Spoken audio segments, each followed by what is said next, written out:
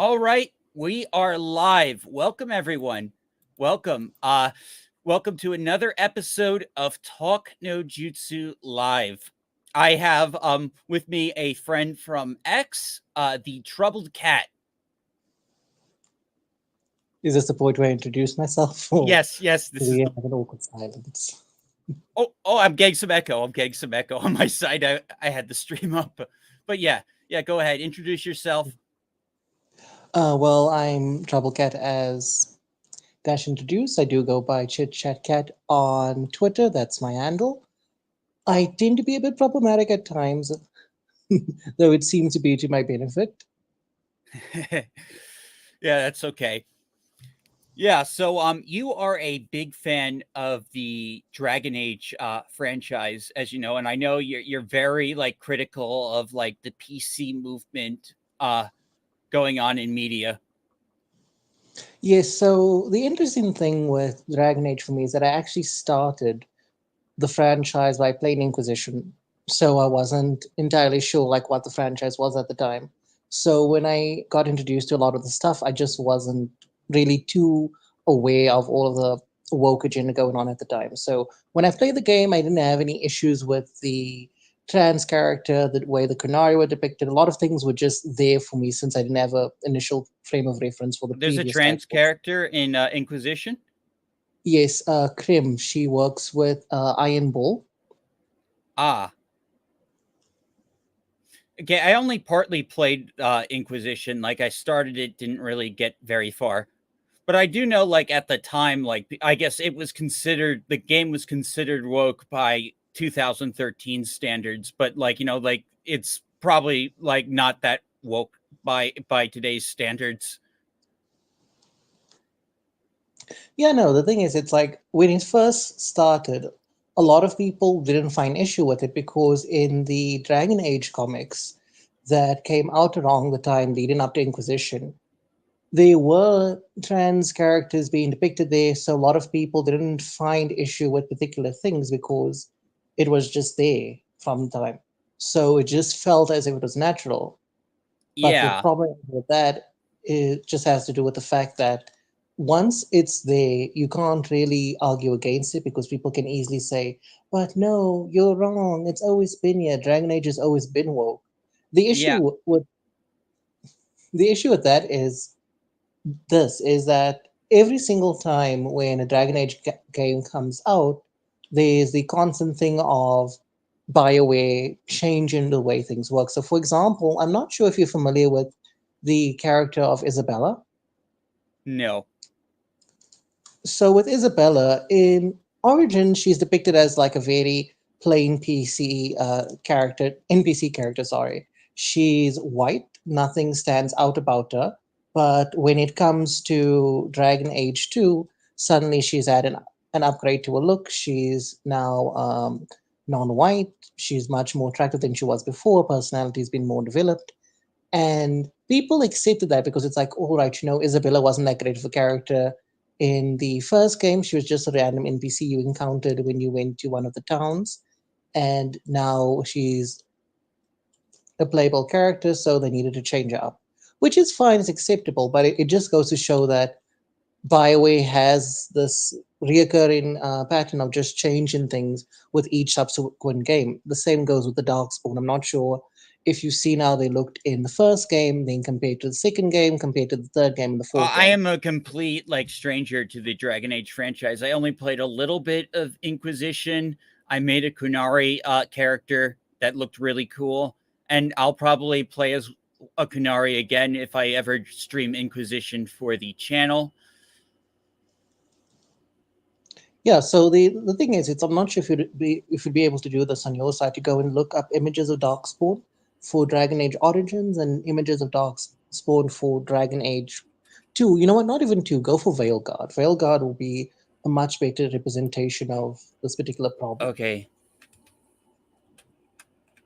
I'll type in Darkspawn Evolution Dragon Age.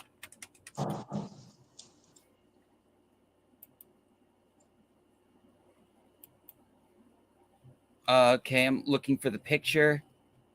I'm on Okay, like I'm seeing one picture is kind of a low res like fat chin demon, and the other one is kind of like it looks a little bit different. Mm, Yeah, I'll put it up on my screen. I'll all show right. you. I hate going on Reddit, but sometimes there's no getting around it. Yeah, so the one you're seeing right now is the first darkspawn, like major darkspawn you encounter in the game. That's in Origins. That's how the ogre looks initially, and I want you to just keep that in mind because look at how different it is in Veilgard. So yeah, so which one's the Veilgard? The top one? The bottom one, The bottom one is Veilgard. You're yes. kidding. It I'm looks not. terrible. It looks terrible. Yeah, no, and that's the thing. And unfortunately, as I yeah, so as I said before, like the issue with BioWare when it comes to the Dragon Age series is that every single subsequent game suffers from this exact problem of they change the design of the Darkspawn. Now, this is a thing, and you're going to find out when you play Origins for yourself, but this is kind of a spoiler, is that all of the Darkspawn you encounter are basically mutations of existing races. So, for example, when you look at something like the ogre is basically a mutated Kunari. That is what an ogre is. So this is the reason why they're so imposing, why they're so big, why they have the horns, is because this is what happens to a Kunari when um, they get turned into a brood mother. Now, this is also something that I should mention. I'm not sure if they ever have brood mothers in the other Dragon Age games. So brood mothers basically are um, a result of I need to phrase this very specifically because it's it's a bit dark.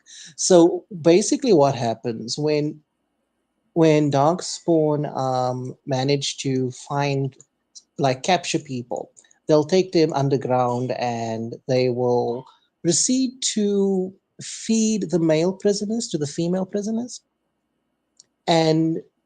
and do a lot of other stuff to them. And at that point, what ends up happening is they get transformed into brood mothers. Now, brood mothers are capable of birthing dozens upon dozens of darkspawn.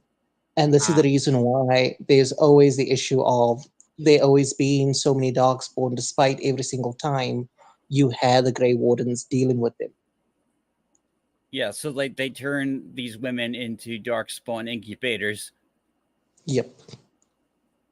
Yep, that sounds pretty dark fantasy. Very like kind of like I know it's like it's very cliche to compare everything to Berserk, but like it sounds like something that would happen in Berserk.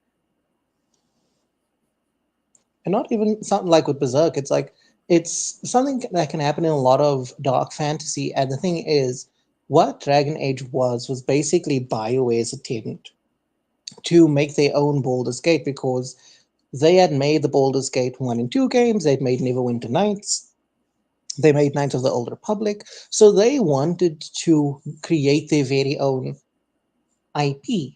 And so this was basically the opportunity for them to do that. And so they constantly tried to get to the point where they made their own thing. But the problem with that was just the fact that they constantly kept messing up,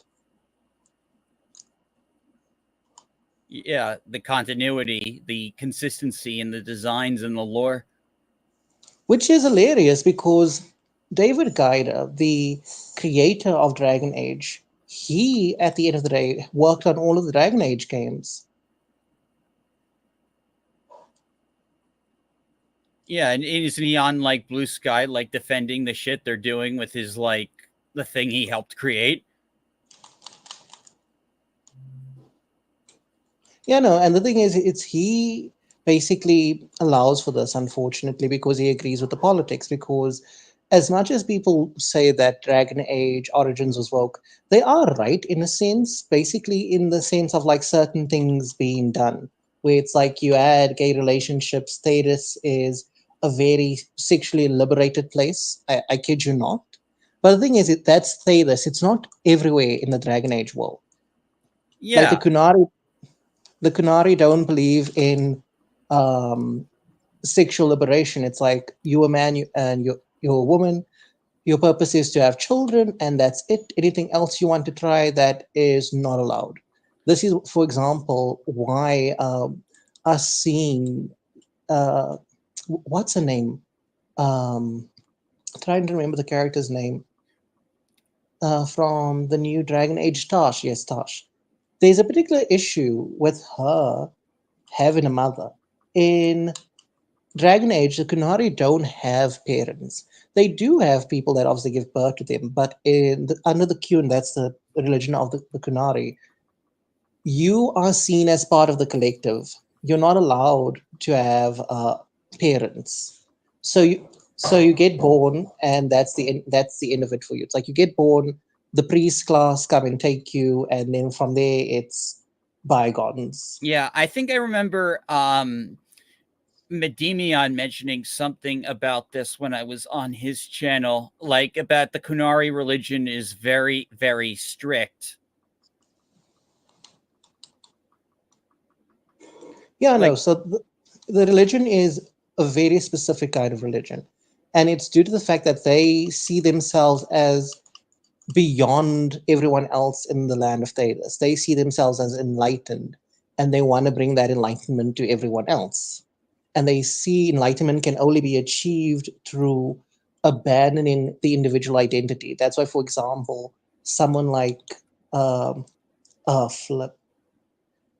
Yeah, no. So this is the reason why, at the end of the day, for example, Sten, when you speak to him about what's his name, he says his name is just Sten because for him, that's all he's ever been. Because once you get born under the Kyun, you are understood as nothing more than simply to serve a purpose. oh, so If it's you like are, an anti-individualist religion. I see. yes, and that's what it is. So, for example, Sten, he showcased an aptitude for fighting, and that's all he's ever done. That's why when he introduces himself to you, he's Sten of the Barasad. The Barasad is the army of the Kunari, and Sten is a soldier. That's what his name means. That's why, for example, like with Tash, when she's speaking to her mother, it doesn't make sense. When she's fighting, it doesn't make sense because the Kunari are also a very gender restricted society. Women do not fight under the Kyun. You are either a priest, a baker, or you deal with economics. Anything outside of that does not make sense to them. Yeah, and that makes sense for a fantasy setting to have women in limited roles, except for maybe exceptional characters, like like and now like they've kind of like disregard all that in the new Veilgard. Like you have this questionably claims they're female but non-binary, but has the face of a dude. And that's the thing for me. Like, I know the reason why they do it. It's gender abolition because we often see that there's Liliths and Sophies working on the game, and obviously that just translates into transgenders. Yeah, like And they have like no like the director of this game is like a big like trans activist, like they're trans themselves, and like they clearly like injected a lot of this. And also actually this is would be a good segue to watch Smash's video, because it is really really interesting. He apparently, he claims he got a leak from BioWare about like how things have changed, and like he talks about this. He talks about there's a lot of some male discrimination a lot in the video. So I'm gonna hit play. Let me know if you have audio, because it sometimes doesn't work. all right, play and I'll From let you somebody know. who works at BioWare. They reached out to me directly, and Can I you hear it? confirmed from their Yes. actual official Twitter account. So I can confirm with you guys personally. Take it or leave it if you don't believe me, by the way, that I spoke to someone on the inside at BioWare, and they let me know that the situation going on there is so dire that he didn't know who to turn to. He watched my videos, enjoys what I do, and thought I'd be a good source to at least be an outlet and get the word out out there at just how bad it really is on the inside of BioWare. What's going on, guys? Welcome to another episode of Smash JT. And many of you probably watched Endymion's video the other day talking about this phone call that I had. And there was a little bit of confusion because when I gave some of the information to Endymion, he just wanted to keep it all private. He thought that I didn't want anyone to know that. And I'm like, no. I want you to keep the source private. I don't care if you tell people that I talked to him. I mean, hell, get my name out there. Sure, I'm breaking the story. Totally cool with me, but whatever. It's fine. I don't really care. The most important part is getting the information out there. And what was told to me on this phone call blew my mind.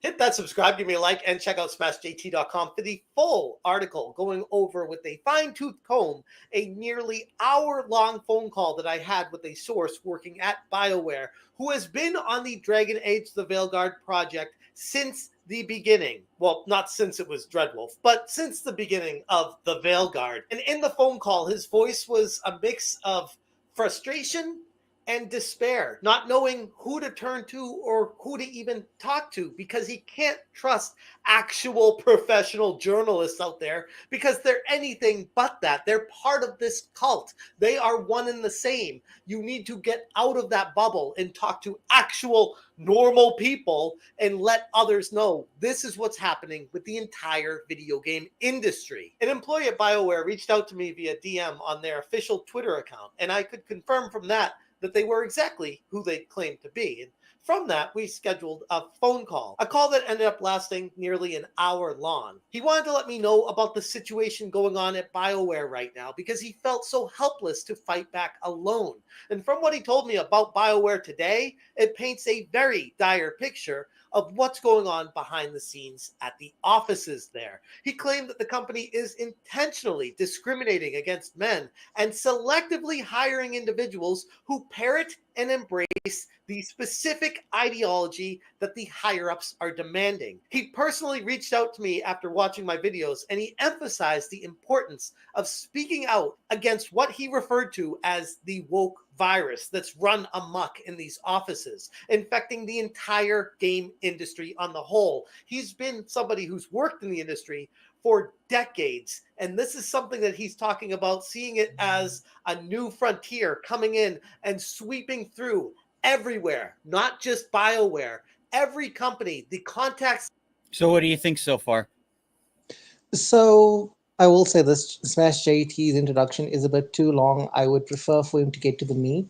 Yeah, The I only know thing- he's doing it for the runtime, but yeah. Understandable. The only complaint I legitimately have right now is just the fact that it isn't anything new what we hear, and that's the problem. It's like we've heard all of this before. Yeah, he gets to the new information before, but specifically just like how male employees are treated over like female and like trans identifying employees. It's pretty interesting. He communicates with other people like him in the industry, seeing this happen, and they're saying it's happening at many other game companies right now. They're all suffering from the same issue. He told me that they're promoting liberal, white, typically trans, or at least queer, or at least on the LGBTQ plus ZYXA spectrum, women, and holding down everybody else, including even some gay men, if they didn't go into the LGBT and go trans and make sure that they were part of the club. It depends on a few variables, but the greatest takeaway I had from it all was it's all based off of sexual identity. None of it has anything to do with the creativity of making a game. The insider disclosed that BioWare's corporate culture has become more woke than anyone could ever have possibly imagined, even seeing some of the stuff from Dragon Age the Veilgard. According to him, the identity politics at play within the company are more intense than any current level of public perception suggesting. And it's now reached a point where BioWare themselves is singularly focused on hiring based off of gender and ideological compliance. Like it's part of the test to get into the company for new people that they're hiring. And Now, I don't think BioWare is the only one that does this. I think like there are a lot of companies that just hire, like they won't hire you if you're not like parroting all the beliefs and talking points. And that's just because like, this progressive ideology has become such an intolerant religion. Yeah, no, the thing is, it's unsurprising because the thing is, they don't care about whether or not you're, how do I put it, whether you're part of these groups. What they care about is your commitment to the ideology, because for them, that's the ultimate thing. It's like, if you're not part of the ideology, they don't care. It's like, if Exactly. you don't, if you don't believe, it's like you're ostracized. And the thing is, it's like, you need to have 100% commitment to the ideology. Anything outside of that isn't enough. Yep. I That's like totally agree. And I think that's why that's what someone like, sorry to interrupt you. That's why someone like J.K. Rowling, she's a far leftist. She's the extreme leftist. But the thing is, they're like, no, we don't want J.K. Rowling on our side because she doesn't believe in this one thing. yeah, that's what happened. And what they end up doing is they end up pushing people more to the right, and then they go off the rails. Because since like she was ostracized, she's become like does everything she can to just like like troll like the trans people. Yeah, and the thing is, it's like they don't make it difficult to troll them because you can say anything and they'll get offended. And Yeah, obviously, true. with most people, it's like if you're gonna get offended by whatever I say, I'm just gonna keep on insulting you. That's people's like just natural response. Well, I mean, like they like the way they went after Hogwarts Legacy when she wasn't even involved with the project. It was like ridiculous. They blamed like these entire devs who probably even agree with like some of the things like they're saying and about her comments, and they just like they didn't. The Hogwarts Legacy thing was so. I think that was a big wake up call for a lot of people on just how fucking insane like the whole ideological compliance thing is. I mean, like, them bullying VTubers and just innocent people who just wanted to play a Harry Potter game.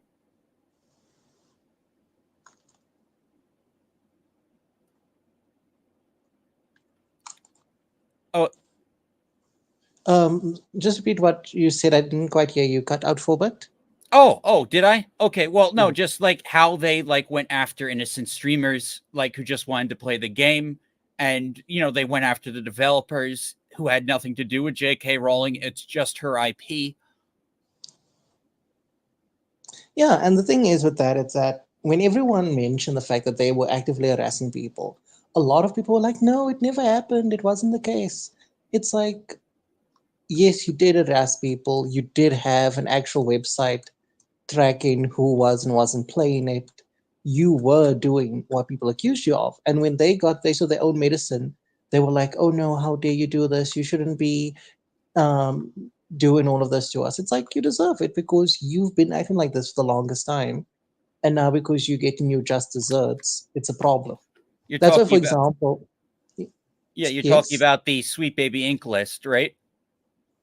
no, not the Sweet Baby English. So what at the time when they were playing Hogwarts Legacy, a lot of the people that were upset about it actually made a website where it listed all of the streamers that were playing Hogwarts Legacy. I remember.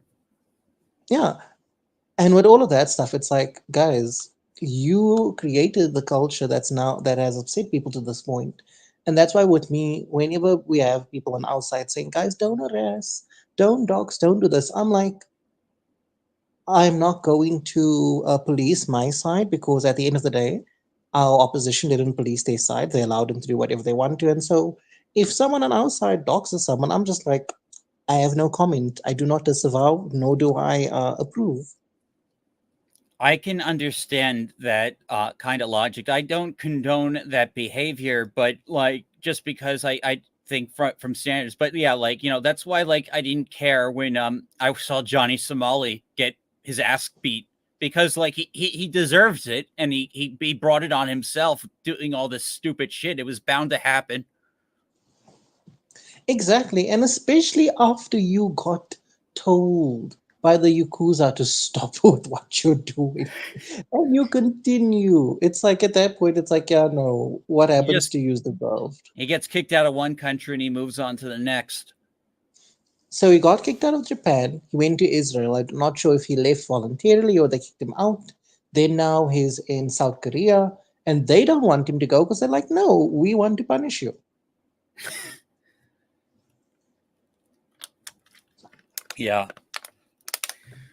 Yeah, it's kind of like what you're saying is kind of like that. Like, just some of these people, like, like all these, like, that's why I find, like, Mighty Keith's like change in his like, his whole crusade against anti-woke kind of funny, because he actually did a skit that got me to sub to him, calling out the people like targeting all the Hogwarts Legacy streamers. He actually made a skit like making fun of those people. And then like Yeah, suddenly he's like, he spends all his time looking at Grums's feed, retweeting that airbag douchebag. yeah, no, with Mighty Queef, as I like to call him, Yeah. his issue is the fact that he's not really against the woke. The thing is, for him, he's like Ackman and Chris Reagan, a lot of those people that we initially thought were on our side way back in the day. But turns out they just had an issue with the way the progressives were going about stuff.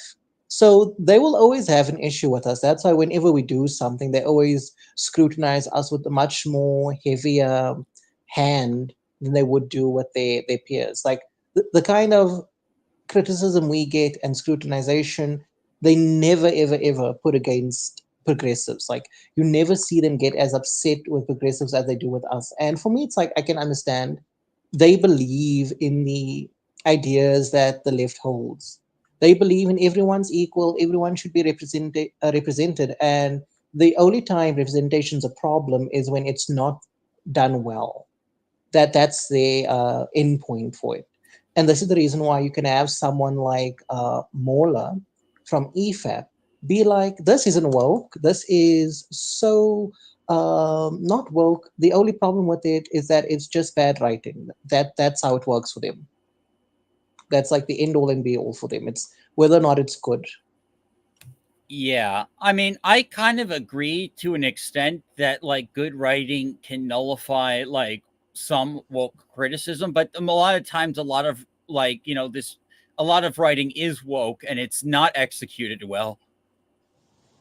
That's the problem.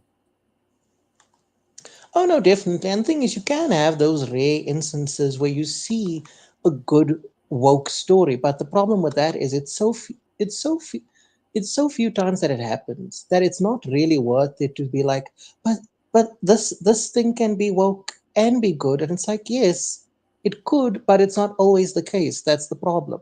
It's very rare that it happens. Like Baldur's Gate 3, for example, is a very woke game. But the Yep. thing is, we can overlook the wokeness for particular reasons because the fact is that the game for the first two acts is quite competently made. It is a very impressive RPG in terms of all of the things that you can do. What's facilitated by the the excellence of the initial development team. That's the thing. But when we go beyond that and we really examine the game on an objective level, it's woke. Why would a game like Baldur's Gate have body types if it's not woke? Why would the game have skin diseases? Why would the game have races that don't fight with each other? Because that's the thing is, I've played the older Baldur's Gate games, 1 and 2. It was a very jarring experience going to games I that yeah, old. I tried playing Baldur's Gate 1. I had to stop. The combat systems in the dungeons were just too frustrating. Yeah, no, it takes a lot of time to get used to it. But I played it. The same thing, like I played the old Fallout games, like 1 and 2, because I was like, I enjoyed New Vegas. I want to learn more about this. And so I'll go back and play those older games. It's like I'll punish myself in a sense. Yeah, I And actually was playing Fallout 1. Like it is like a lot of like figure things out yourself, a lot more cryptic, but like, I was able to save my vault with the water purifier. I found it on my own without I used the internet a little bit to fix the water purifier for the ghouls, but that's besides the point. I did play a little bit of it, and yeah. it was interesting. I learned more about what was a part of the franchise already and what wasn't before 3. Yeah, no, and one of the reasons why I was also glad I played it was the fact that there was cut content. I'm not sure if it was in one or two, but you can mod back that content back in, and basically there's a computer that basically confirms that yes, it was China that launched the nukes first, and it made me laugh so much because I was just like, I remember when the show came out, everyone was like, it's against capitalism. It wasn't the CCP that did this. And it's like in the game years ago, it's like, yes, it was the CCP that ruined the world. They launched the nukes first. Yeah, Amazon does not want to insult China. That's why they just said communists. Like, and they didn't like name China directly, and I'm not sure like this whole conspiracy with Voltec and the other corporations. Like, we don't even know if that plan was even like successful or what they meant by that. Like, for all we know, like we know from Fallout lore, they were all doing shady shit to boost their own profits and stuff, and like maybe they pushed did something like to get China to launch the first nuke. We're gonna have to see when the second season comes out, but like, yeah, like that did cause a big stir with as far as like canon. I still like the Fallout show, but I do agree it's not perfect when it comes to lore, but it's still preferable to the atrocity that was the Halo show. Oh yes, it's basically like how Arch always puts it. He likes to say that, like for example, with the One Piece live action series, that it's basically anime for people that don't like anime, Yeah. and that's what Fallout is. The Fallout TV series is for people that don't like Fallout. Huh. Because the thing is, it's like, and we also said it's like, if you're someone who play the Fallout games and you know the lore, it's a terrible show. But if you know nothing about Fallout, it's a fantastic show. I see. Well, I mean, I did like both, but I won't, like lore inconsistencies, they bother me because, like, I like things to be consistent. Yeah, no, trust me, I'm the same. That's the reason why it's like, for example, when I watched all of the cutscenes for the Veilgard, I regret my decision, unfortunately. You saw all of them? Oh my God. I I saw all of them. Thankfully, I watched it at two times speed, but there were times I had to just slow down because I was like, "What stupidity am I hearing?" Because like this is the thing. So, for example, another issue with having Tash be in Veilguard, the problem with her is just the fact that it's like, with her, she's not supposed to be there. With the Kunari, they have a big issue with Telvashot. And Telvashot basically refers to anyone that rejects the Kyun. So the Kyun is, as I mentioned before, it's the religion for the Kunari. This is their guide and philosophy in life. And so with them, it's like, if you reject this, you need to be killed. You need to be put down. And that's only after they've decided if you can be saved, like if you don't need to be indoctrinated.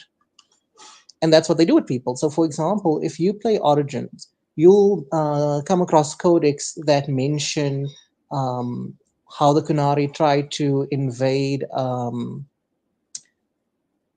Thedas at one point, and with that invasion, there was everything else that happened. And what they would do at some places is they would indoctrinate the people. If the people didn't want to basically convert, they were then indoctrinated.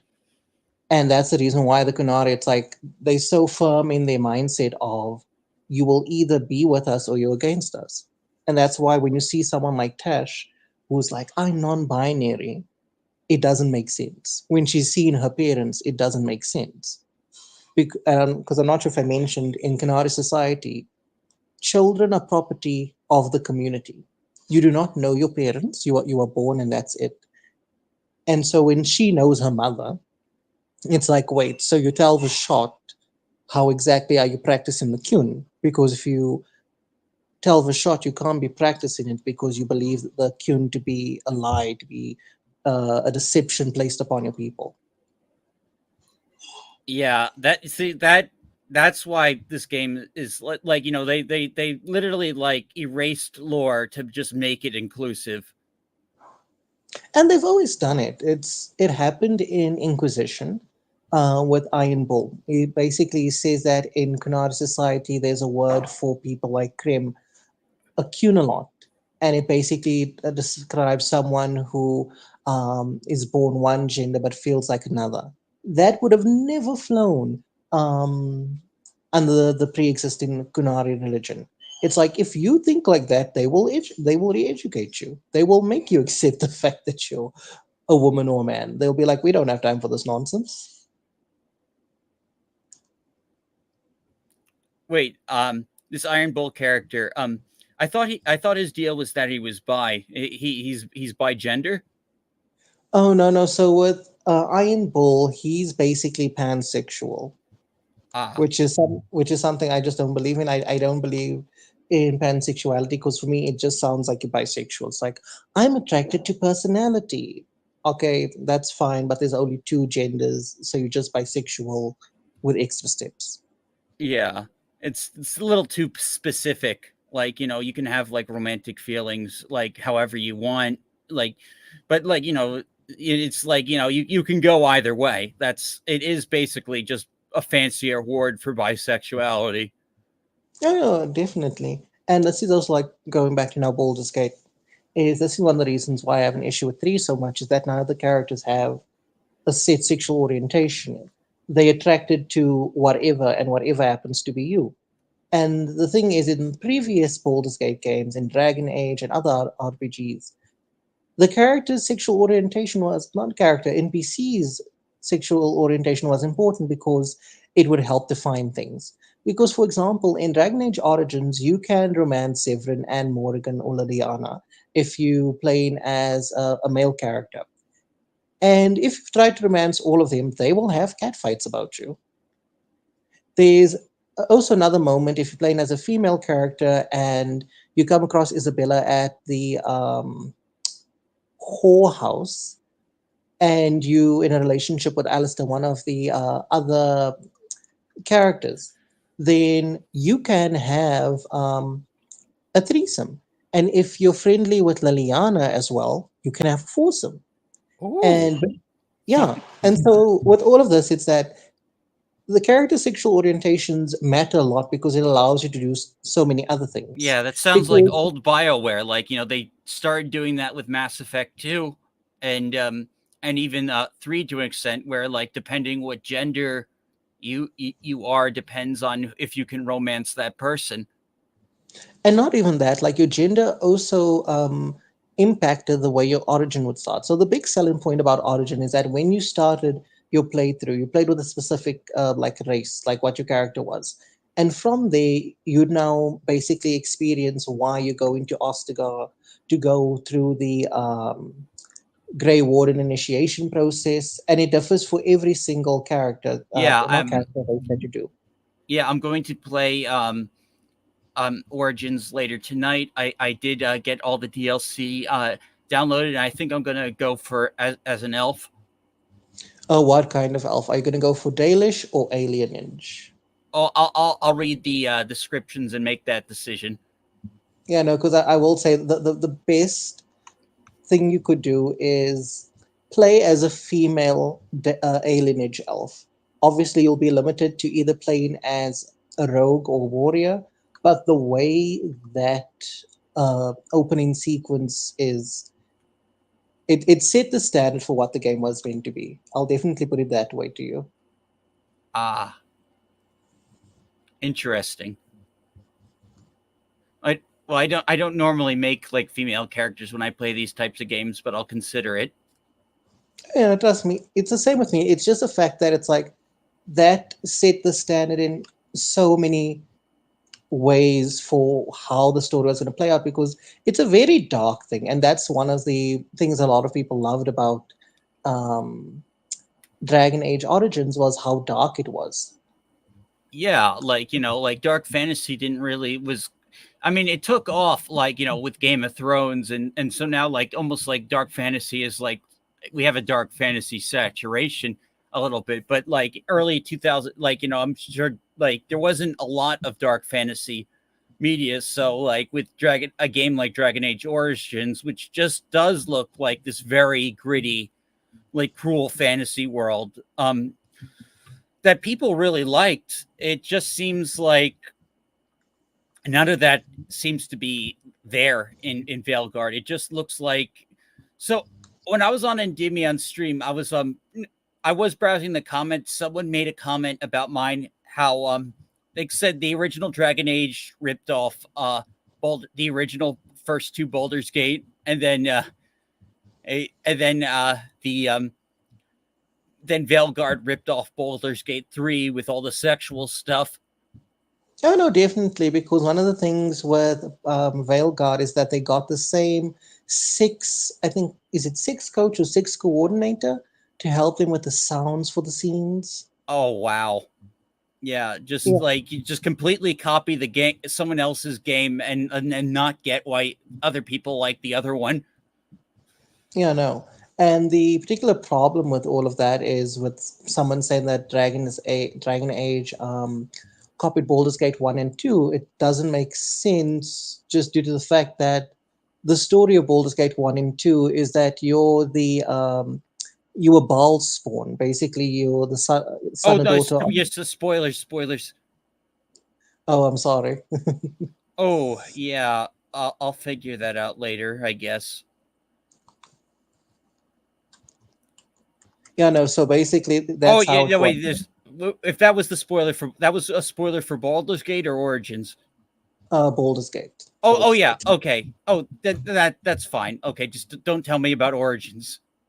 Yeah. So basically, with Baldur's Gate, you're the son of Baal. Baal basically is one of the gods in D&D, and he foresaw that he was going to be killed. So he made a plan to make sure that he was resurrected. And he done that basically through having multiple children. That was the way that he done about it, because due to his nature, um, Murder. yeah, his children would make sure that he came back. They would commit all sorts of murder, and he would be resurrected. That's basically was his intention, was like, yeah, no, I'll do all of this, I will be resurrected, and I'll be back. And I So guess basically, that's who the Dark Urge is, if you pick Dark Urge in yes, 3. that's who Dark Interesting. Earth is. And basically, in Baldur's Gate 1, you're fighting against your brother because your brother's like, no, I don't want to bring back Baal, I want to be Baal. And he's trying to bring about a war that's going to cause a massive amounts of death. And then obviously you can be like, look, this is what I did, I deserve godly power for it. And then Baldur's Gate 2, oh my gosh, I can't remember now, but basically it's a very different story from what Origins is. So with that person that said, oh no, Origins copied from those two games, they couldn't be more from the truth. Yeah. Anyway, let's continue watching Smash's video. See if we get any different, because you like you said, like he does like stretch this, but I still think it is interesting. Just the lack of professionalism and just like in this corporate culture. And he even went into talking about how the current employees, his coworkers, ask questions and talk about openly at the office LGBTQ, the gay stuff that they're into, and things they do when they close the bedroom door out in the open, like just there for people to talk about. And it like makes them feel uncomfortable to the point of being like, can I even say anything about this? It's kind of weird that it's become so acceptable in the office hallways, water cooler talk. It's literally everywhere. He stated that men are excluded entirely from the conversations unless they identify as some sort of non-traditional gender or orientation. And at BioWare, as I was told from him, they're only interested in hiring people they can control within the company. They want what they can be considered a cultist, because only the people that parrot and embrace the exact same ideologies are the people they can trust there. It's like creepy, the things he was telling me, and how the day-to-day work life is not even a job at a company or at a game company. Around the water cooler, like don't drink the Kool-Aid over there because you don't know how bad it's going to be. Have a thought on a different direction you want to go with the game or what you think could work better? You want to question any female voices at the company or step out of the proverbial lines that have been drawn? You are on your way out. And it reminds me oddly specifically about the insider that reached out to me from Firewalk Studios and the environment that was going on there, where anybody who is a straight white male, or not even white, if you're black too, if you're straight and you don't agree directly with all these cult mentalities, you are on the way out and you're going to be somebody blackballed in the entire game industry because it has run amok throughout. So much for that diversity thing, right? The atmosphere at BioWare, he continued, had grown more extreme since Corinne Bush took the directional helm for Dragon Age the Veilgard. And according to my source, Bush's leadership marked a huge change in the atmosphere at BioWare, giving preference to anyone who identified as gender non-conforming. And it even intensified the focus further on ideological adherence over merit and talent. The shift was, according to him, deteriorating the studio's environment and completely eroding BioWare's once prestigious reputation in the industry. One that Yeah, so I guess like some of it's like mostly just the same, like stuff we already know. But Yeah, no, and that's the reason why for me it doesn't feel as impactful as it should be because it's nothing new. It's not like we learn in like, oh, this was this terrible thing that happened. This is the issue. It's unfortunately it's become quite commonplace to hear particular kinds of stories, and that's the issue at times when it comes to this kind of like thing with exposés is that we don't really know what's happening until like we hear something like earth shattering. It's just like, yeah, this is par of the course for the way companies go. It's not anything new. yeah, it's still like, like as me with no business experience, like it's just like stupid that you just like, like basic storytelling, like, I do know that like a good story needs to have you need to have an emotional connection with the person you're telling the story to. If it doesn't move you in a certain way, if it's not structured properly, it falls apart. And like there seems like they're focusing on everything but making things click. They're just checking boxes. Absolutely, and this will take us back to Origins now. In Origins, the reason why, like as the name predicts, it's what's your origin story for your character. And what ends up happening is that when you get to Ostagar, you already have a personal reason to want to go become a Grey Warden, and that reason differs from like character to character, not character to character, sorry, from race to race, gender to gender. And so you're always going to have this reason to want to keep going with the story, to keep trying to get somewhere, because there's a reason for this. I think that can really boost replayability. Oh no, it definitely does. Like, let me tell you, there are so much people that have replayed Origins. Oh my gosh, even me myself, like I think I've replayed that game about like 10 times.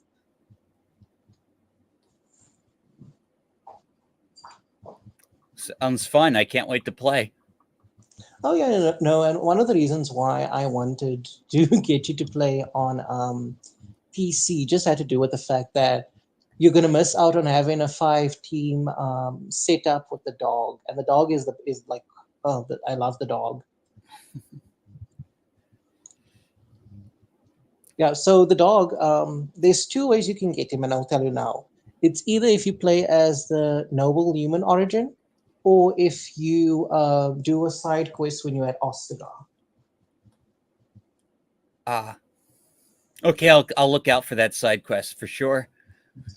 Yeah. So anyway, I'm going to now pull up the Veilgard Steam numbers. Let's oh yeah, sorry. All right, No, here we go. All right, here we go. Yeah, so well actually let me refresh. All right. So yeah, it peaked at almost 78,000. Not bad for a game, but you'd think like, with you know, Sonic like breaking like a million, you'd get more people on Steam. Oh yeah, definitely. But the thing is, this is the issue nowadays, that people have been burned too many times when buying video games to the point where they thankfully have been learning to be a bit more savvy with their purchases, but not by much, because you still have like massive amounts of pre-orders, but it's like we're slowly getting somewhere. Yeah, And well, the thing is, but this game was still gonna have the amount of people playing it because BioWare is a studio that's quite known. I wouldn't say renowned because those days are long gone, yeah.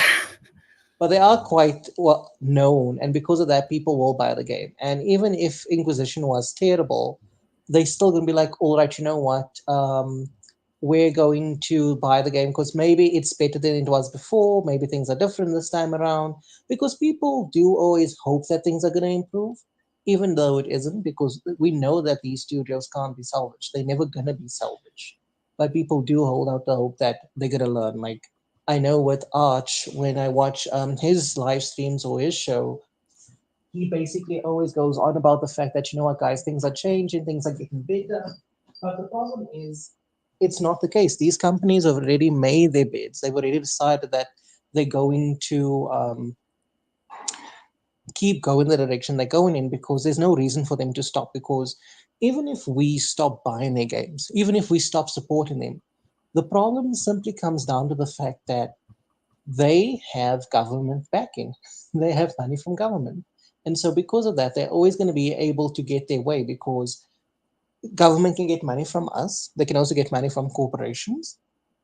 And so when you look at all of this, there's no reason for them to change course. Even if BlackRock goes bankrupt, they're still going to have the government to rely on. They're still going to have corporations to rely on. So why exactly are we hoping for these companies to change? Well, that's privately, like that's what, like, I'm hoping, like, with the like the elections coming up, that possibly some of these problems with ESG and, like, all this like money being peddled into like anti-consumer practices can get fixed.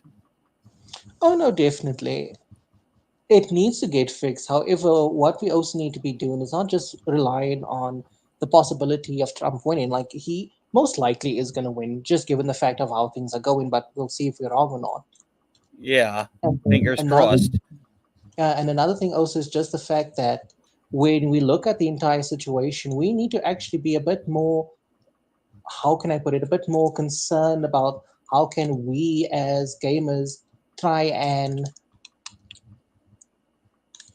sorry, how we as gamers can actually try and just make our own products, because that's the issue at the end of the day, is that we just don't make our own things. And because we're so reliant on everyone else coming to our saving grace, we run into the situation of being way too dependent on, maybe this is going to be better for us, maybe it's going to change here.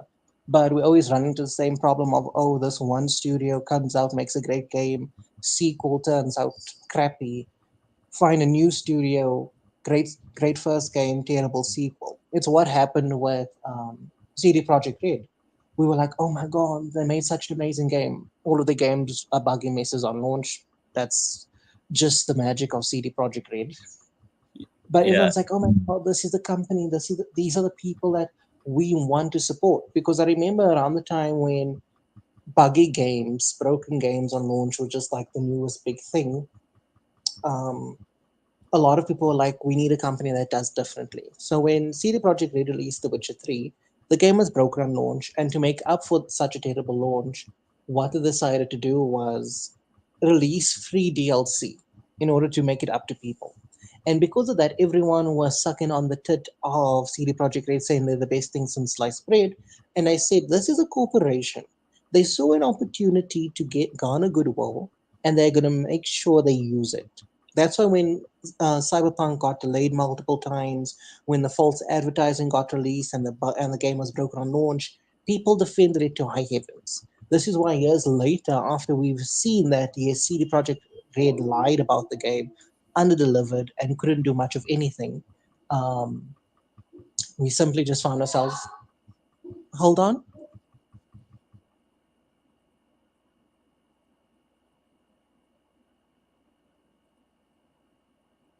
All right, yeah. Let's look at these Steam numbers. Top 3 in sales, not bad. A lot of people checking it out. Looks like it also got a little bit of a spike right here. User review history mostly positive.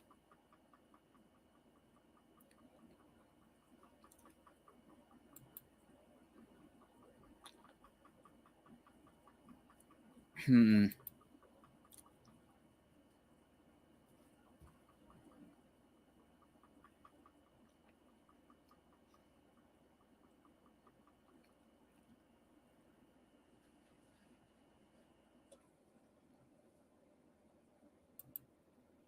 I'm just waiting for Troubled Cat to come back.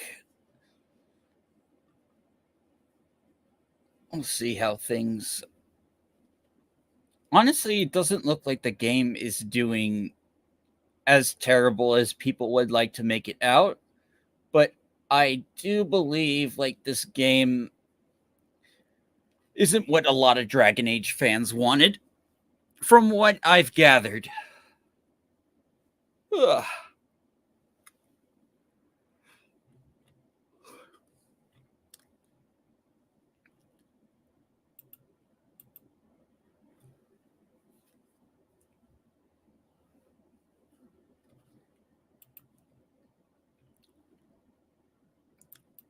Let me see.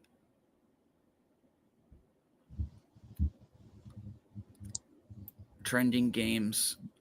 Let me see where is. Okay, they got Sonic and Shadow right here. Where is Oh no, yeah, see, number 3. So it's not doing terrible. Like people like trying to make it look like worse than it is.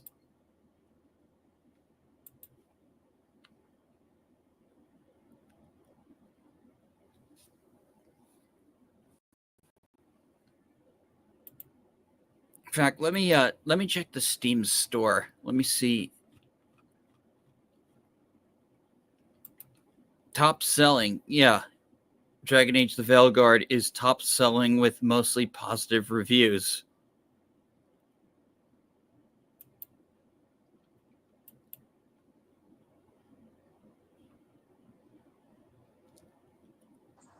Dash, can you hear me?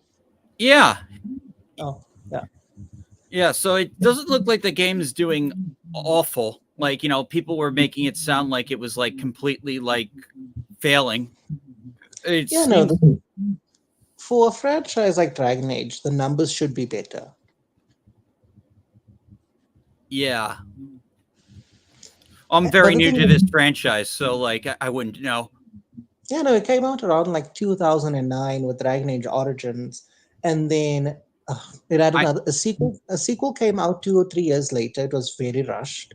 Then Inquisition came out around I think like 2015, 16, and then obviously now we had the Yeah, Veilguard. it's been a while. I know it was like a big franchise and everyone was crazy about Origins, and I know 2 got slammed for being like very half-baked with reused assets. Yeah, no, because basically, let me let me describe the tragedy that was two. So what happened with two is that it was basically everything happened on one map. Like one map is where most of the activity happened because it was a very linear based experience just due to the fact that they had to rush the game. So the way they planned to develop a lot of stuff just didn't come to fruition. So everything was just in the city of Kirkwall. If it wasn't in Kirkwall, it was maybe on like a map on a beach, a map in caves. Everything was very much reused at that point. That was the problem that a lot of people just had with the game. It's just that everything was just entirely reused, and that's why a lot of people are like, yeah, no, it was a crappy game, and a lot of the design decisions they made and story stuff also just didn't make sense, and it started also that terrible trend of having voiced characters in RPGs. I really do hate that thing because it just doesn't make sense. It's like I'm playing a character that has no like identity in this world. They shouldn't be able to speak, in my opinion. Yeah, well, I guess like because they saw how popular Shepard was having a voice, so they kept And I, that. and I get that, but the problem with it at the end of the day is that it takes away from you being able to really immerse yourself in the experience.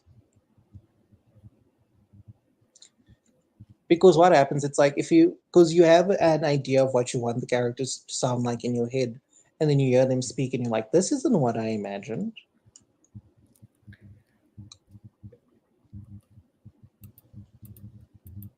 Uh, yeah, I guess I can see that a little bit. I don't know. I do like when my character has a voice. You know, I sometimes like this whole silent protagonist thing. It gets kind of boring.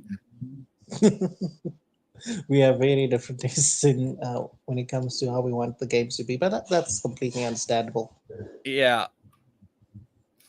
Yeah, no, and then what I actually want you to do quickly, um, I would like for you to do this quickly. If you could, please just look up Sten's reaction to female warden. Okay. Uh, whose reaction? Sten's, Sten. Sten. Yeah. Okay, Stins.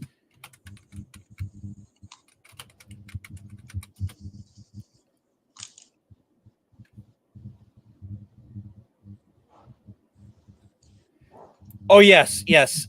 I've heard about this I clip. don't understand. You look like a woman.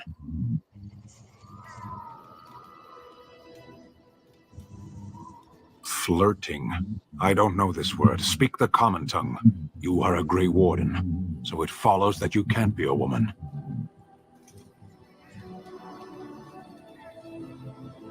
Women are priests, artisans, shopkeepers, or farmers. They don't fight. Why would women ever wish to be men? That makes no sense. Hi, Riot Kitty.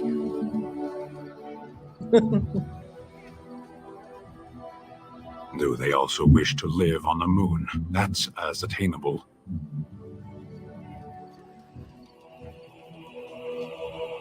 One of those things can't be true. A person is born, Gunari or human or elven or dwarf. He doesn't choose that. The size of his hands, whether he is clever or foolish, the land he comes from, the color of his hair, these are beyond his control. We do not choose, we simply are. Can they? We'll see. Oh, this is we're not playing. We're just watching a video clip. We're talking about the new Dragon Age and how it differs from the rest of the series. Trouble Cat is a big fan of like Origins in particular. Yes. Okay. Yeah, but look at that right now. Look at Sten and how the Kunari people were presented to us in that very first game. And then from what you've seen of Tosh, obviously, with the Veilgard, would you even say that's the same race of people? Something would have to have happened in between, like some kind of like religious like breakup. And if you're not going to like show that in world or develop that, I mean, for one, even if you do, there'd be a lot of fans who wouldn't accept it. But like, you know, it just doesn't sound like they're just trying to push old lore aside for new lore that fits with today. Yeah, I know. And And the that's issue just with that is when you look at the timeline in Dragon Age, it's only been 7 years with all of what? it. What? It's No only been way. 7 years. No freaking way. Oh, then 7 years between Origins and Veilgard. Oh, no, no, no, sorry. It was 7 years between Origins and Inquisition. And I think it might be 13 years. So basically, like 5 plus years to Veilgard. So even then, it doesn't make sense because we could already see with Inquisition that the Kunari was suddenly more liberal-minded all of a sudden. So it just doesn't make sense overall. Yeah, it wouldn't make sense. Societies don't change like that quickly. Yeah, because when you meet Sten is like, yeah, this is what he's saying to you. It's like women can't be men. Uh, it's wrong. Your place isn't on the battlefield. It's like you can't tell me the Kunari went from women do certain things to, yeah, no, we believe in transgenders.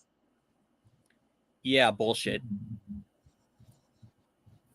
But that's the reason why people say it's like, oh no, the game's always been woke is because the Inquisition thing happened, and because a lot of people don't pay attention to the law, they were like, yeah, no, things can change. The Kunari can go from a conquering people that subjugate anyone they come across to being like, yeah, no, we allow transgender people in our army.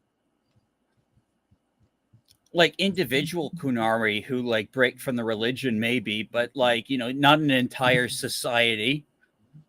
Yeah, no, and the thing is, it's like as I mentioned before, they're very big on the collective identity. You cannot break free from the Kunari. It's either you are one of them or you're not. That's how they see everything for themselves. It's like you're either with us or you're against us. That's their understanding of Yeah. life. So if they wanted to have this character, they should have had him, her, whatever, like be ostracized by the community. And from what I'm being told, it's like nobody cares.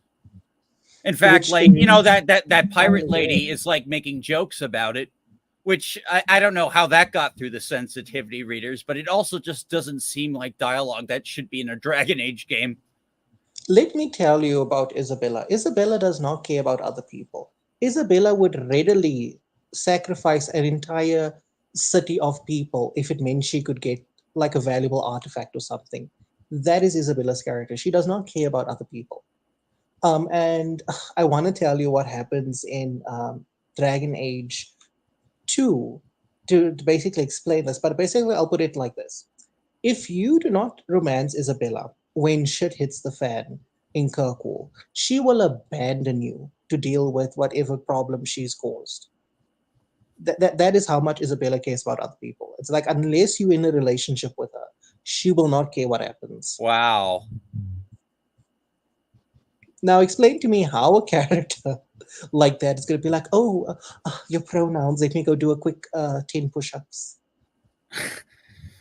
Yeah. A woman like that would not give a shit about calling someone the wrong pronoun. I mean, if she abandoned an entire party when they need her the most, unless like you're fucking, yeah, no, that bitch doesn't care about pronouns.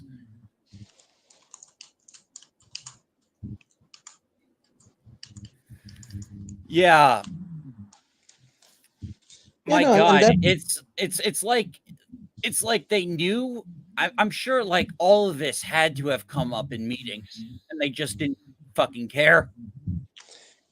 one of the key ways to know they didn't care is when Isabella says something like, uh, Maker's panties, which does not make sense because the Maker is the equivalent of God in Dragon Age, and he had a bride, Andraste. So Andraste was a female woman that led the great exalted march against the Tevinter. So Tevinter was basically the mage empire that ruled over Tathys. And this is the reason why in Dragon Age a lot of people hate mages, is because they know in their history they were ruled by mages, and blood magic and all kind of things that were just terrible with magic existed back then. That's sort of like, yeah, no, we're not too trusting of mages. And Andraste basically became like the messiah of the people at the time. And she eventually died and became the bride of the Maker. And so if you want to say something like the Maker's panties, the right thing to say is Andraste's knickers, because that's what they said in Origins. It's like Andraste is the woman, the Maker's a man. Oh wow, yeah, they knew. It's not like they didn't bother to look at the lore; they just didn't fucking care, and that's worse. Yeah, no, and that's the reason why, like, whenever a game comes out that's a sequel, or a remake, I immediately discredit it. I'm not going to touch it because I know the kind of people that are working on it are people that have no idea what they're doing, have no love for the franchise. And it's like, I know they're going to butcher it. It's the same reason that I'm not going to watch the Devil May Cry anime Yeah, that Netflix is making. yeah. Funny enough, that the guy who's making it actually commented on one of my videos, and he was actually kind of nice. But the thing is, I'm familiar with his work, and I know how he treats source material with other stuff. He just does his own thing, so I'm probably not going to watch it either, just because I know how Adi Shankar like does his stuff. He only does what he wants to do. It's going to be his version, and it's not going to really reflect what Devil May Cry is supposed to be. It's going to be about as Devil May Cry as the Ninja Theory game. Oh, don't remind me of that travesty, please. Will you Remember go when? one time and be a gay cowboy? Uh, to think that was our concern back in the day, characters being butchered. Now it's like our concern is how much ideological propaganda do we have to put up with? Yeah, how much lore, how much censorship. It's exhausting, and I'm that's why, like, we got to keep pushing back online, and we got to keep voting with our wallets. But yeah, like you said, there are external forces working against us. These fucking investors, like, these investors propping up all these companies for their bad financial decisions. The And companies are now making games for the investors who don't even fucking play the games. the thing is, I can't even blame the investors entirely because look at what's happening with Ubisoft right now. You have an internal war with between like the owners of the company and the investors, and that's the reason why for me it's like I really can't say it's just the investors that are a problem. Like obviously they are a problem; they're always a problem. But the thing is, in the case of like the ideology, it's like if you're talking like BlackRock, Tencent, Vanguard, JP Morgan, when it's those investors, then yes, it's ideological. But if it's anyone else, it's like, yeah, no, they're just there for the money and they're gonna want to play it safe because safe products guaranteed making you money.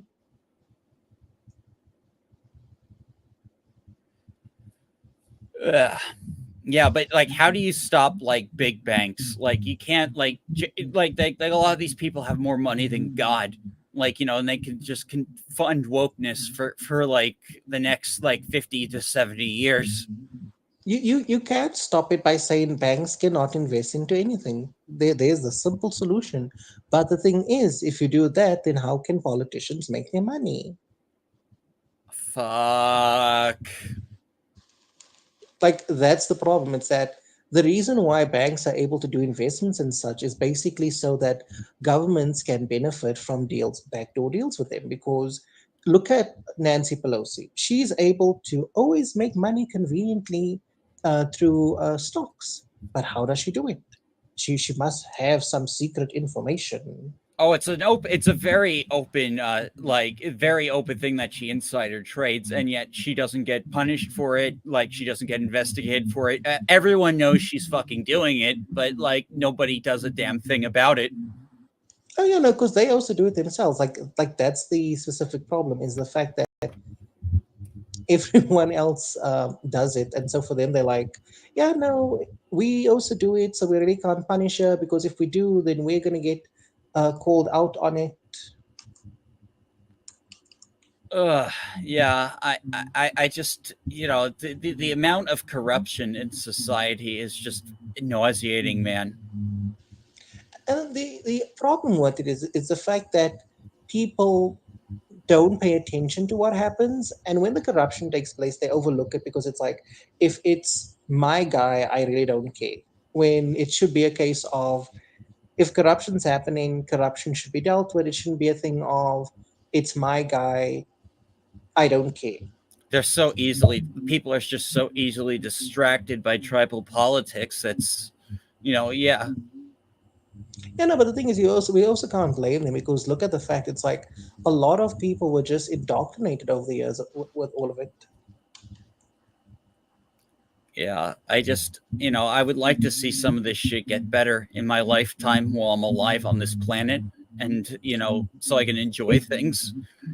It And can get the only way it's going to happen though is if people on outside go and create. But the problem that we constantly run into at times, unfortunately, is that we can have people that make stuff, but the other problem we run into is that we see a lot of people on our side have internal fights with each other. Because I'm sure you've seen Ethan Van Sciver fight oh with almost yes, everyone in the comic skate space. he's like burned almost every bridge he had with like woke and anti-woke alike.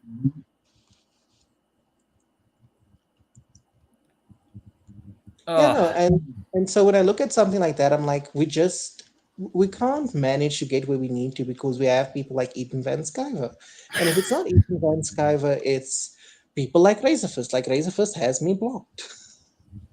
you don't like Razor?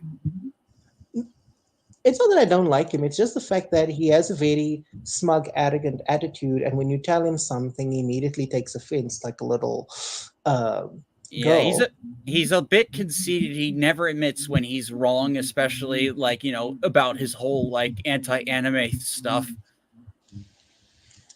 Especially when it's like, my dude, you're barely competing with anime. If you think you're such a great writer and such a great artiste, why aren't you able to compete with even the top 50 manga that's currently out in the market?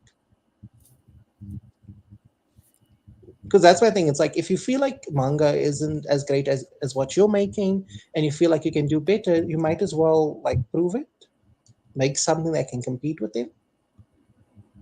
There are like exceptional manga writers like out there that have made like such like great series that have, and like yeah, like there's definitely overrated manga out there, and like some of that like isn't for me, but like yeah, like Razorfist just like, though apparently he really likes the Lotus War.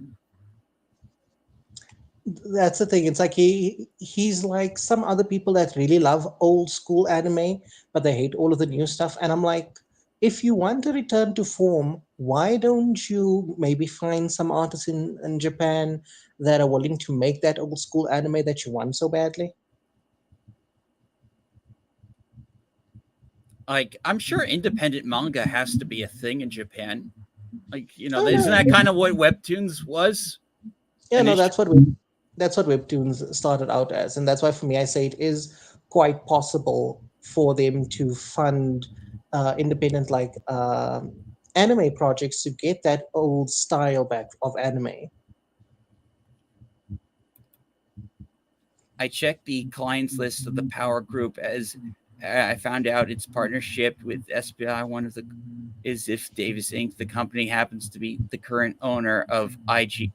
Oh yeah, so I saw Edemian's video on this. Sweet Baby Inc. is now like piggybacking off this Power Group, which is an even larger consulting firm, and now according to Kenneth, like this, they have ties to IGN. Oh my God, it's the network is just If you go on to is it GDC, something like that, Game Developer Conference, and you go to some on their website, there is a link. I'm just trying to remember it right now. And basically, it shows you that they partnered with a lot of like big tech companies, a lot of NGOs and stuff. Like, it's a very insidious web that's being weaved by these people. Like, they have connections to everything. They have people from Nvidia on there. That's the reason why it's like you'll always see these woke games are being sold with graphics cards and stuff. It's because they have people on the inside there. ugh. Wow. Is it's called First something. Oh my gosh! But it's on the GDC website. If you go and check something specific of theirs that shows their partners, I think you'll come across what I'm talking about. I don't know. I hate going on those types of websites because it's just filled with like everything I'm against. Like we at this company love, blah, blah, blah, blah, blah. Well, we believe in diversity. They believe in diversity, but it's a specific kind of diversity that they believe in. Yeah. Yeah, it's just full of corporate shit, and it all looks the fucking same. It gives me a migraine just like looking at like corporate fluffy websites with all these like useless tabs. Oh yeah, no. But the reason they do it is because people don't immediately look at cute things and say to themselves evil, you know? Well, yeah, I know, but like the thing is, like yeah, like all these people that don't pay attention or don't go online and don't like see like just like they're not privy to like a lot of the stuff me and and like and the talking point patterns, like when they say certain words they actually mean something completely different, like Yeah. yeah, like like when you say like so apparently I just saw a bounding into comments article saying that the new Indiana Jones game has a disclaimer saying that Nazis are the bad guys before the Oh, game what? starts. Like, did we really need to What? be told that? Like, We Indiana don't. Jones is fighting them. We don't. But the thing is, we need to think like these people. If you don't come out against something immediately and say this is bad, this is evil, then you must be supporting it. That we need to think like them. It's like if you do not come out and support us 100% of the time, you must be against us. And so we have to take it like that. It's like, oh, if we as the developers don't say that we are against Nazis, people are going to think we for Nazis. When has a Wolfenstein game ever done that? I mean, like, not even that really woke Wolfenstein game like did that. Yeah, no, but the thing is, it's like remember, wokeness is always moves. It never stops. It always needs to keep Yeah, just keeps getting continuing. worse and worse and more ridiculous and more silly. Yeah. Yeah, like I know it's just so stupid. Most people don't like Nazis, okay? And like, and but the thing is like they call everyone they don't like Nazis. And so then like, they change the definition of what a Nazi is. It's fucking retarded. Oh yeah, no, but that's just as I like to say, it's just how these people are. Unfortunately, you can't not be dealing with their stupidity some amount of the time. Yeah, I know. I'm just like I have no more patience for it, man. I've given up like all my fucking patience with these stupid games, and I'm sick of people like falling for it repeatedly. Yeah, no, but the reason why people fall for it is because they just don't ever think. And this is the reason why we have people like Ackman, for example, being on the side of wokeness, because he does support these things. That's the reason why I say it's like if you can't come out against wokeness explicitly, majority of the time, then you must support it. That is my belief. It's like you must support the bullshit. That's how I look at it. It's because there's no way you can, in good conscience, be saying, you know what, this is fine. Representation is good because that's my thing. It's like representation is not something worth pursuing because it doesn't mean anything.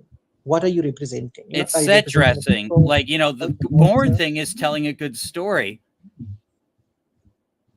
Like people don't need to see themselves if they have actual empathy with other living creatures and beings. And this is the thing I'll tell you. It's like I watched a video that Aidan Paladin did recently, and it was 2 hours long, and it went to the idea of is representation in video games important?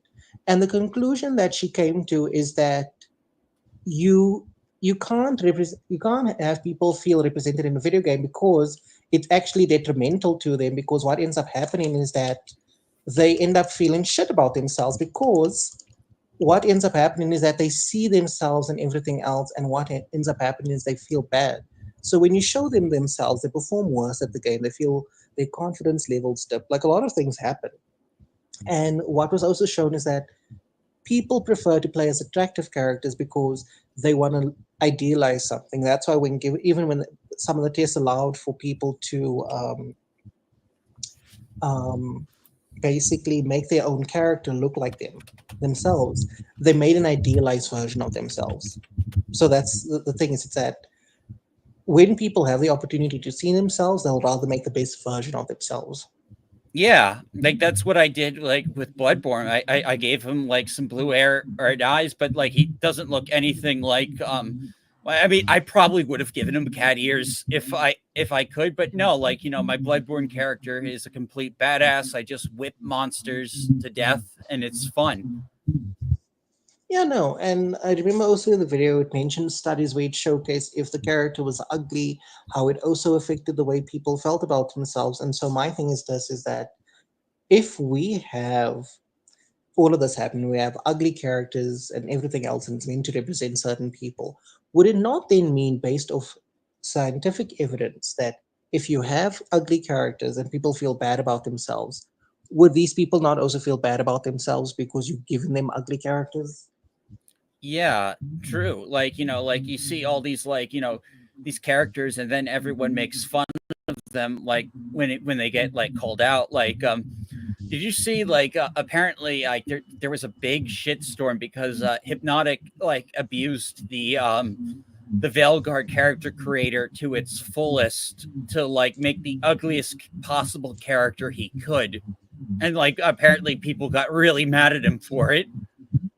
Oh yes, I saw that. But the thing is, it's like, can you blame him?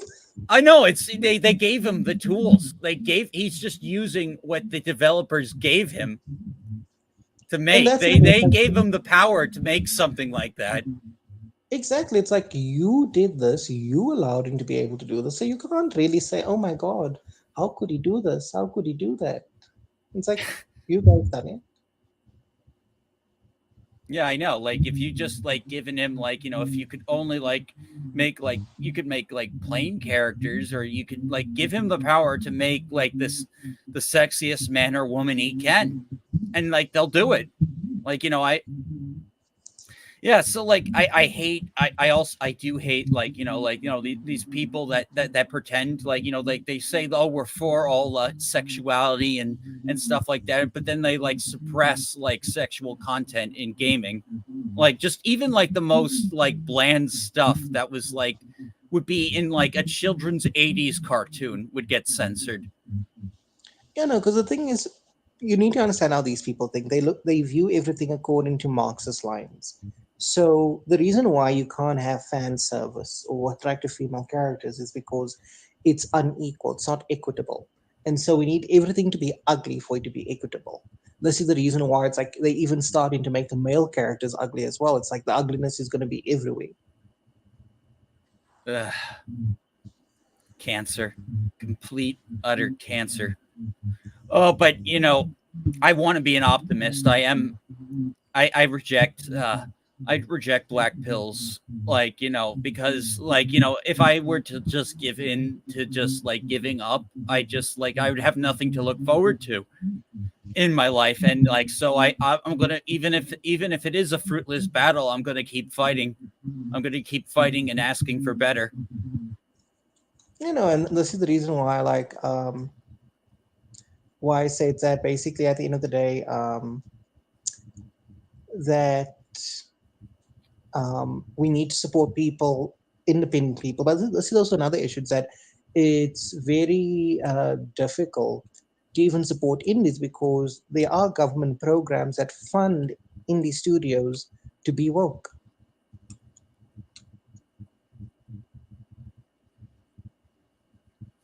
Oh yeah, that's also true. Like the double standard, like with Mortal Kombat, upping the violence yet toning down everything else.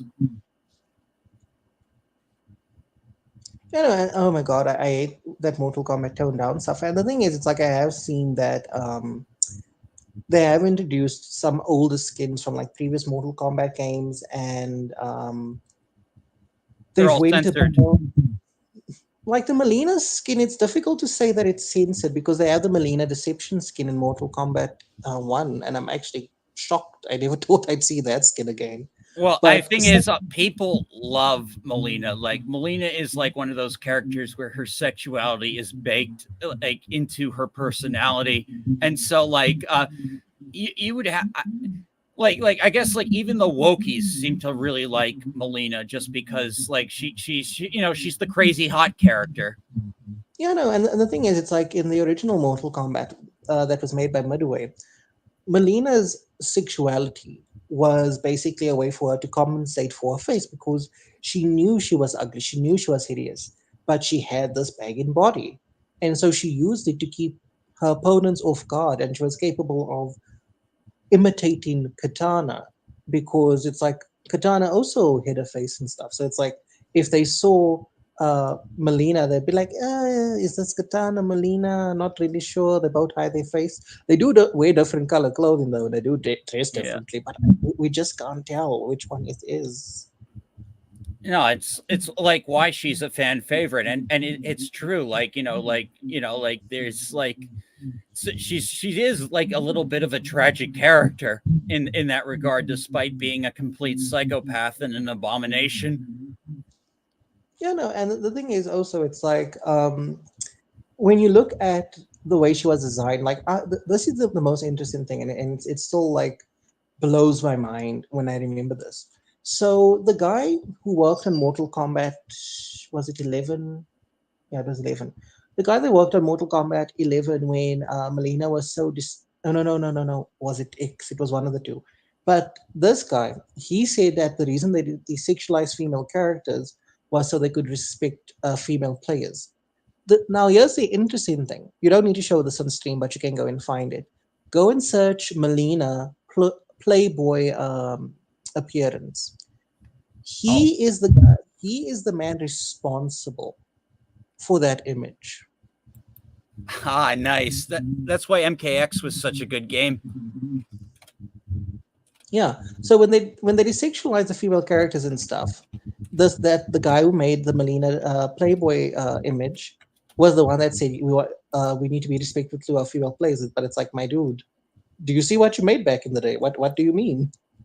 You want to be respected? What is this? Well, I think making so I can't find it, but I believe it exists. But yeah, like like Mortal MK11, it was like like they toned down things a little bit from 9, but they didn't tone them down completely. And then MK11 was when like people started to notice, like especially when they showed Scarlet. Yeah, no. When we saw Scarlet, we're like, yeah, no, it's the end. It's the end of a legacy. It's the end of a franchise. Yeah. Yeah, I did not get that new Mortal Kombat expansion, even with all the cool new guest characters, just because of what they did to the cyborg characters. Like, we haven't seen like Cyrax or Sector playable in years. And you just gender swap them for no fucking reason other than just to capitalize on this whole multiverse shit. I flippin' hate multiverses so fucking much. Oh, my God. Yeah, like media has, and like Marvel has like killed it. Like even like the new Deadpool movie says the multiverse sucks.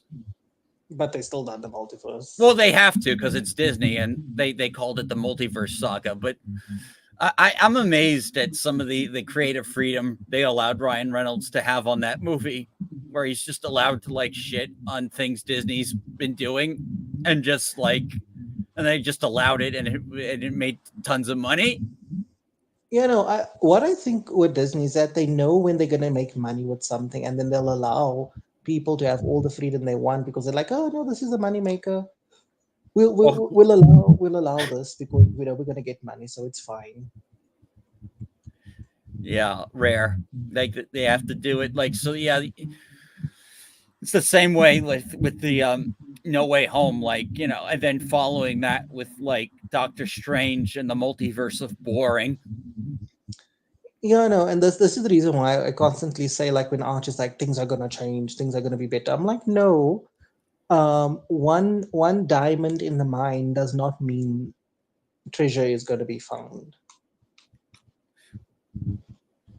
Well, the thing is, like the pushback just needs to get like we need to be like it needs to really hit like when the time when like these normie consumers stop supporting this crap, and then we need more like backlash, like the way Saints Row like destroyed a studio.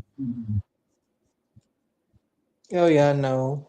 But the reason why the Volition closed is due to the fact that Embracer lost out on, I think, was it a 20 billion, was it 200 million or $20 million deal? That's the reason why Volition got shut down as well. It was the poor performance of Saints Row, but also just the fact that they lost out on a deal that guaranteed them a lot of money because it was all a verbal contract. Nothing was signed on paper. Yeah. Hey, Wade, how's it going? Yeah, I remember when Razor Fist, like, kind of was trying to shill Embracer as, like, someone that would, like, bring Deus Ex and make Lorecraft good. And now, like, they're ending up being worse stewards than even Square Enix was of Tomb Raider, Yeah, no, allowing. this is the reason why I don't get excited when certain studios do things. It's like I'm very, I would say, pessimistic. Because Yeah. the thing is, I look at a situation as objectively as possible, and I'm like, if something immediately seems suspicious to me, I'm like, yeah, nope, this is a problem. Me, I'm the opposite. I try to be optimistic, but I also try to be a little bit of a realist as well. So if I see something I don't like, I will get skeptical.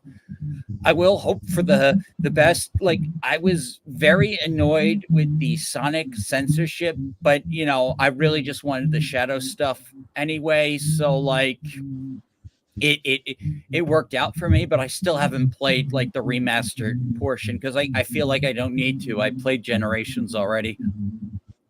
Yeah, no. There's one Sonic game I wish could have had a sequel or had a remaster. I think it would have been Sonic Forces. Forces, really? Yeah, Forces sucked. That's the reason why I wish it could have been made better, because the thing is, it had potential. It did have potential. I thought Infinite would have been a really cool was a cool addition. It needed better level design. They reused the same level like 4 times, including with the Shadow DLC. And not even that. With Sonic Forces, the issue with that one was the fact is that it was the same maps. They just added complexity depending on which team you played with, and if you were playing with was it Chaotix with Victor, and it was with Victor, the chameleon, and the bee. Oh, you're talking about Sonic Heroes. Oh, is it Heroes, not Forces? Yeah. Forces was 2017. Here, no, Heroes is an all right game. A little bit buggy especially if you're playing on PS2, but it was also a bit tough. But the final boss is fantastic. Oh yeah, no. I will tell you this. I had completed everyone's missions because I remember when I was younger, I sucked at Sonic Heroes. I was terrible when I was younger. I was just like very bad at video games, and so it's like there would be a point where I just run into like a difficulty spike and I couldn't do anything, and I was just like, I'm not playing this game again. It's over. Oh, the Emerald shit was so fucking frustrating. I beat it a couple the, of years ago. the Emerald stuff I could do. There was this mission where you're playing with Team Shadow and you're in the jungle and you need to swing with the vines as the crocodile's coming after you. Yeah, that's tough. That stuff, you got to nail it perfectly or you die. Yeah, and that was the place where I was struggling the whole time, and I was just like, I can't do this. Like, I can't keep playing this game. It's like I just suck balls.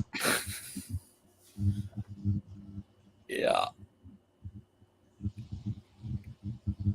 But yeah, I'll keep thinking about solutions, and if there is some independent media that comes out, I'm sorry, there's like a bad echo going.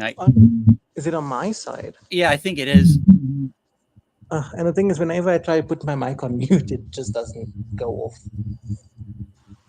All right. Yeah, it could be a sensitivity thing, but yeah, I want to be optimistic for the future. I do want to think like things are getting better, but then like there are some things on our side that like I feel like Grums. Like Grums drags a lot of attention to himself, but he's also like a big platform for pushing getting people aware of things. But the thing is, I feel like he also makes like the woke people emboldened to like double down. Oh no, definitely. Because the thing is, they don't want people with big voices coming out against them. That's the reason why they went after Asmongold. Is the fact is because they hate when people with big voices side against them. Because for them, it's like, how dare you take issue with us? How dare do you think you can stand against us? That's their whole thing. Yeah. It's amazing it took so long for them to like actually cancel Asmon, but he really should have like avoided the whole geopolitics thing. Oh yeah, no, true. But the thing is, if I was him, I would have said much worse. That's just I me. I knowing you, you're probably right. Yeah, that's just me. I would have said much, much worse because for me, it's like he was too lenient. But the thing is, I was waiting for Asmongold to basically turn away from us because I constantly said, I'm like, I know Asmongold is not going to stay on our side forever. He's just with us because it's the popular thing right now. Because, Yeah. for example, he takes issue with people making mods that make in-game underage characters according to him. Like, for example, with what do you call it? I'm just trying to think. Persona, where you have where people mod the game and they make certain characters much more busty and stuff like that, or put them into skimpy clothes, and he takes an issue with it. And it's like it's a problem. These kind of mods shouldn't exist. I don't know, stuff like that has existed in Japanese games for forever.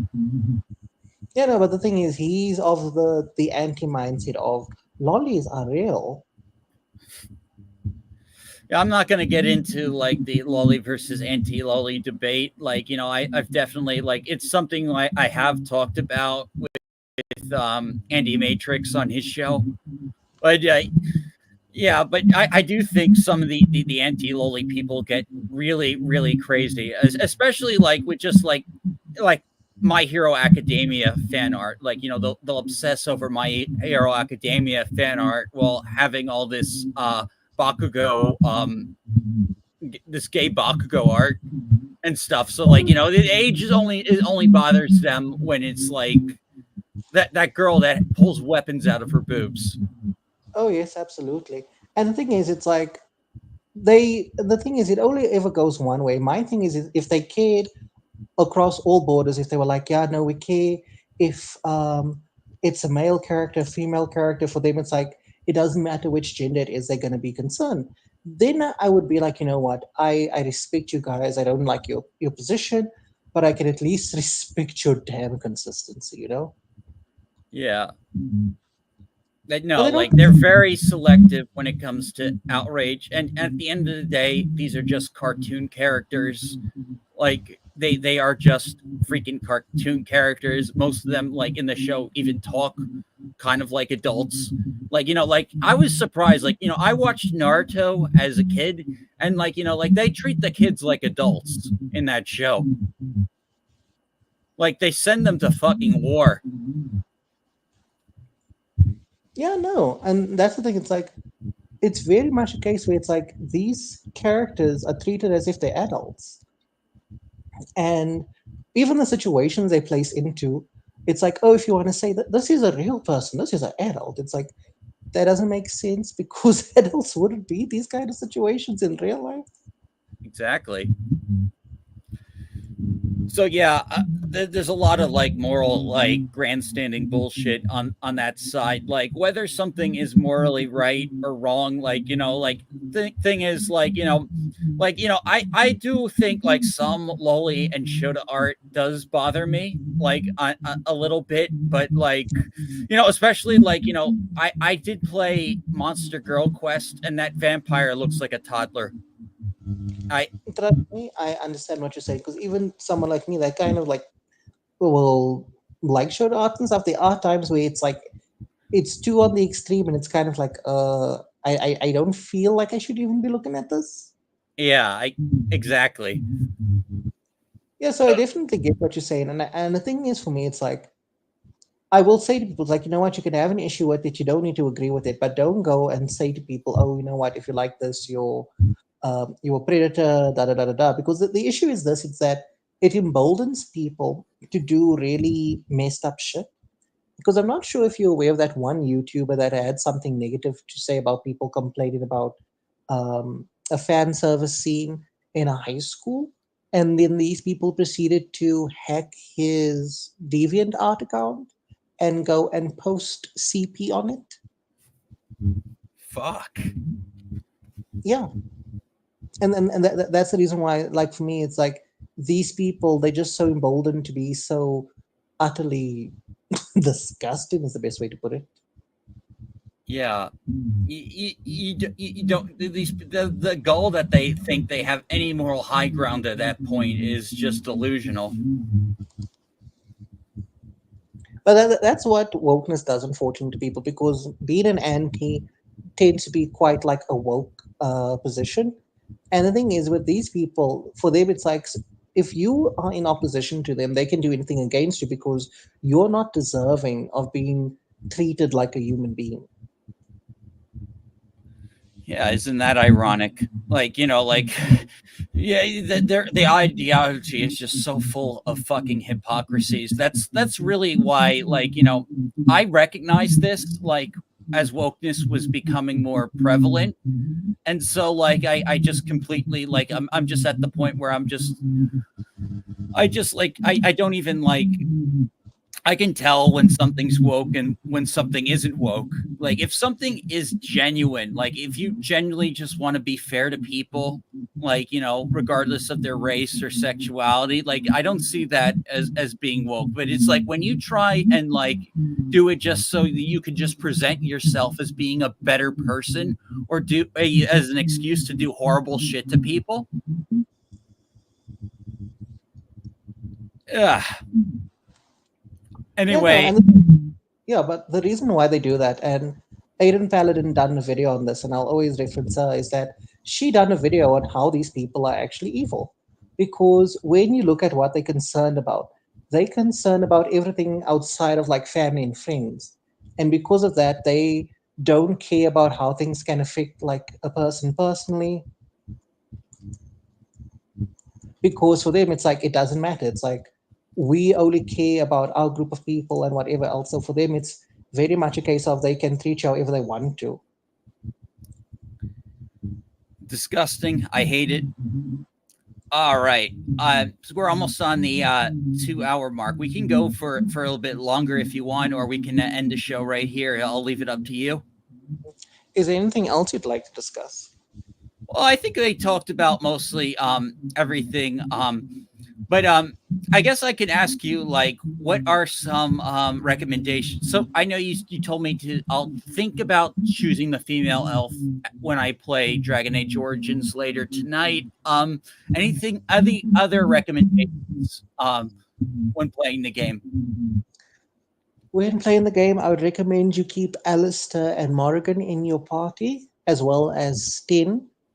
But the thing is now, if you do that, you're not going to have anyone to help you with lock picking. So, or disabling traps. So then you would need to be playing the rogue if that's the case. I see. All things I'll have to consider. Anyway, I would also try and make sure that your cunning and persuasion are always high, because you'll make certain things easier for yourself in terms of convincing NPCs to help you and such. All right, I love playing those types of characters anyway with high speech skill. That's always so rewarding. Anyway, thank you so much for coming onto my show. I hope you had a fun time. I did, and thank you for having me. All right. Everyone, thank you all for watching my interview with the Troubled Cat. You can I have his Twitter link in the description. And I'll go see you all when I play Origins later. Take care. Have a good weekend.